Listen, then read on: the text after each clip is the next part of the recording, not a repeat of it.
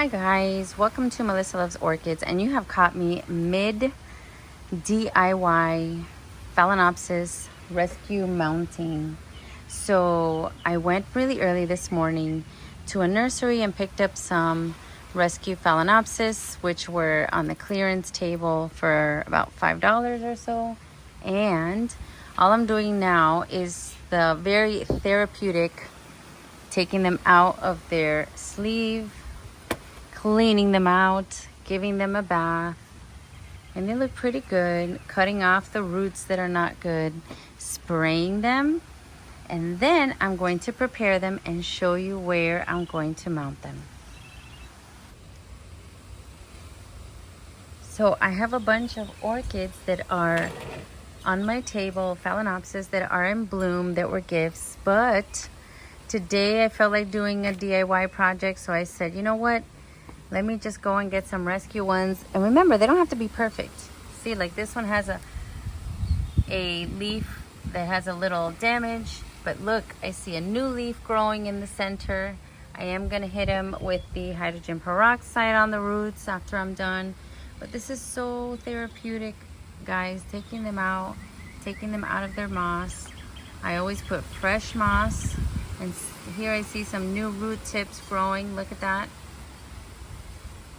So yeah, for me it's fun. And then sometimes when you see this kind of coloration on the leaves and on the roots, that's the kind of color that you're gonna see the blooms come out.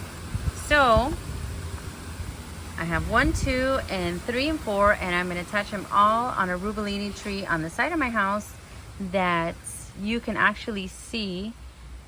It's next to the carport where we park the cars. So, and we have a door there, so you could see them from the inside. And I thought, how perfect if when they bloom, I could see them from the inside of the house. So that was the goal there. I'm gonna clean off these two, get super relaxed because the whole thing is so relaxing. I know some people wear gloves and all this stuff, and I'm like, you know what? It's so relaxing. I've never found anything that gross that I have to put on gloves. And I have heard another reason that you put on gloves to avoid coming in contact with anything that the orchids have been sprayed with. That makes a lot of sense, and it's probably very true. But for me, I have done so many of these and I have never had any kind of rash. Maybe when I do, I'll start wearing gloves, but for now, I think I'm okay. Look at this next one, guys. So as you can tell, this is a smaller size. At the nursery that I go to, well, one of the many, they had them for $10, and then you take, I think it was 60% off. So I think this was $4. New leaf. Of course, I inspect them for pests and all that if I'm going to bring them into the orchid pergola, but I'm going to actually clean them off and take them outside to the side of my house. So look at all those roots. For $4, I think it's totally worth it. Totally worth it to not, I mean, why would you not want to fill your house up with orchids when you can get them for $4? So there they are, guys, all cleaned up, ready to go, sprayed with hydrogen peroxide. And I was gonna cut this spike off, but there's really no need, and the nodes are full, so I'm gonna just leave it there, see what happens. So yes, I am totally de-stressed now that I cleaned off my rescue phals. Look at the mountain of moss that they came in. I might use a little bit of it to, I mean, I have fresh moss, so I think I'll just put the fresh moss to wrap them up so they retain a little moisture. Because remember, they are going to freak out a little bit since you took them out of their moss, and you're going to change the whole setup completely. So I am going to wrap them with a little bit of moss, and I don't know whether I'm going to use a pantyhose, like a knee-high, which I have, and I also have some burlap. So I'm going to decide that. But first, I have to clean up that rubellini tree, and kind of, I'll show you what I'm going to do to it, because it comes with a lot of, it has like a lot of that, what do you call that stuff? I don't know. All right, I'm going to take you outside. Before we go, guys, I did want to mention the poinciana blooms. Oh my goodness, I'm going to take a little tiny walk out there now that it's not super sunny, look at this. My whole neighborhood, my whole backyard actually looks orange. I'm gonna take you a little closer. And I also noticed something else. Oh my gosh, look at this. Beautiful, beautiful Brassavola cross from Better Grow. What's her name? Nadosa cross with C. Lulu. Cattleya Lulu. Wow, I love this. And there is a slight scent, but since it's a Brassavola, I'm going to come out and smell it at night. Look how beautiful. She doesn't want to stay still, but I just thought I'd show you. And it's a super windy day. But look how nice. I could see this literally from my living room. From my living room, because I have a lot of glass doors. I could see them from the living room. And they're so nice. This is where I used to have dreams of having a Phalaenopsis tree. And I gave up those dreams fairly quickly, because when you put the orchids on this tree, they are going to lose the leaves, and then all your orchids are going to sadly burn. So I learned that this is not the place. So yes, this is kind of the back of my backyard. Look how pretty. And these flowers, you think they're just regular. Let me see if I can show you a close-up of some of the flowers that have already fallen. They're really, really gorgeous.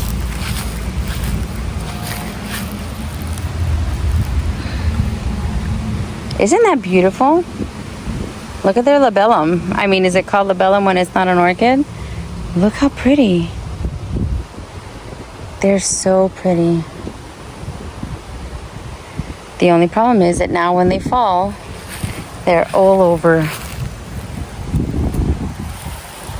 Yeah, so I have 1, I have 2, 3, 4, I have another one over there. And the other tree back there, I don't know what that is.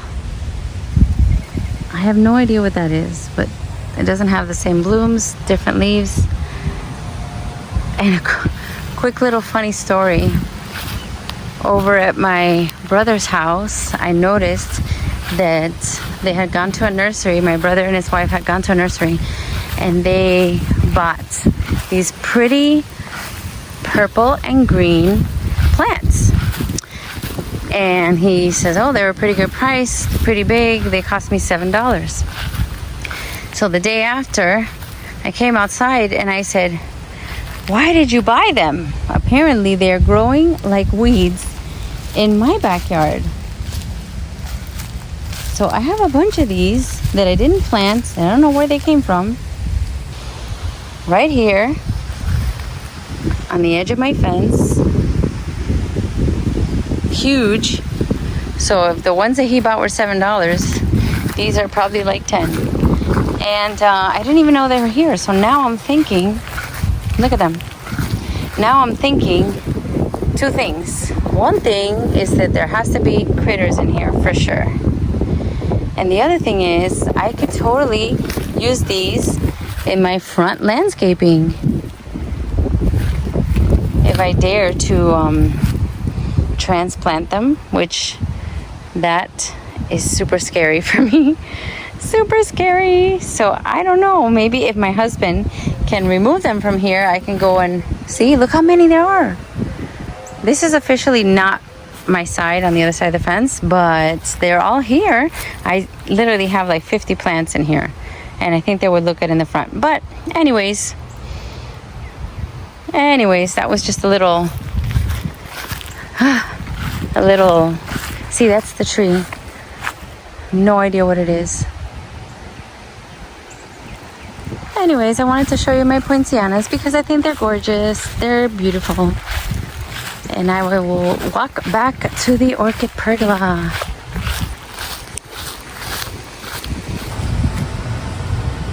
Okay guys, so I am trying to load up my orchids. I have my moss, I have zip ties, making a mess on my car. And this is what I'm coming up with. Let's see if this is good. Just added a little bit of moss.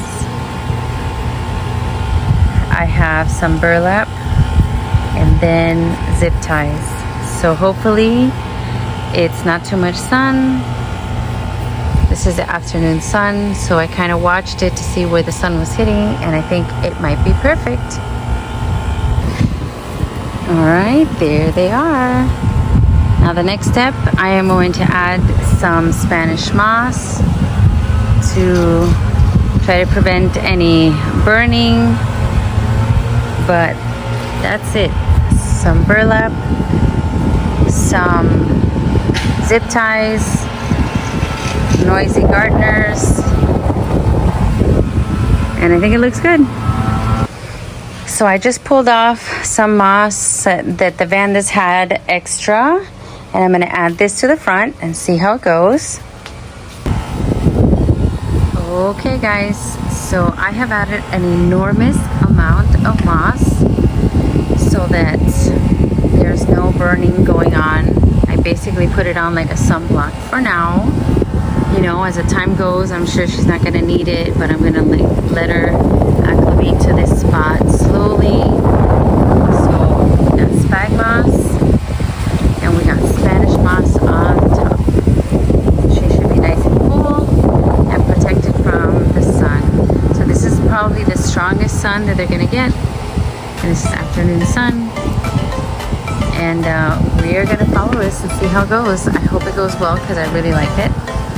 And I hope that by winter time, I have beautiful blooms that I can see from my house next to the carport. Love it.